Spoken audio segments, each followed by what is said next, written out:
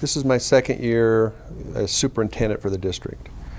Prior to that, I was the principal at Lewis Palmer High School across the highway. And so my introduction with Pais was 2 years ago, maybe. What I've been impressed with the Pais team, even as some members have changed each of the years that I've known them, has been this passion for kids in all the right ways. And we have so many influences with our kids, middle school and high school age kids, to have just the opportunity for some positive input. I'll look for every opportunity we can. I have to be wise about it. I have to be wise about, and that's another thing that I appreciate about Pais, is understanding the boundaries in a public school.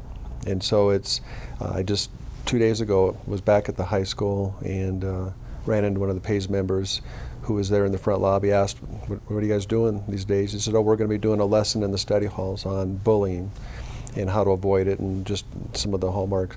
What a great opportunity. What a positive way to get into a classroom, understand the boundaries of a public education system, but still bring in that positive influence. And I'll continue to look for ways to bring that to our kids, because the negative happens all by itself.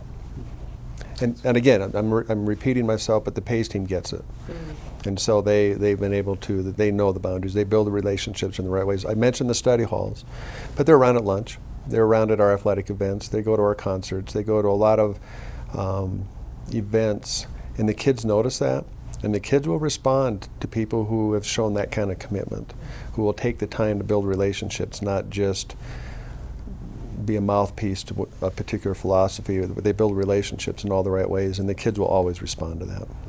Once the adults in the building knew that I was comfortable with it, they became comfortable with it. It made all the more important, though, that the Pais team made good choices, but they have. That's part of why doors continue to open, because they made very appropriate use of what's been made available to them. And then here, as I mentioned, we've met here beginning of last school year and beginning of this school year, and just talked about what are the plans for the year, and they would talk about, we're trying to get into the middle school or into the charter school, and how can I help? What is it that you, as superintendent, how can I make a difference? And they ask the same thing. It's a very service-oriented group of young men and women. It's just, and for me, I'm superintendent, so yeah, I get to make the decisions, but I'm secretly I just enjoy the conversation. So it's just nice, it's just refreshing to sit with people who want to help instead of have needs or demanding this or demanding that. I get plenty of that the rest of the day. It's just refreshing to investigate ways to make life better for our kids.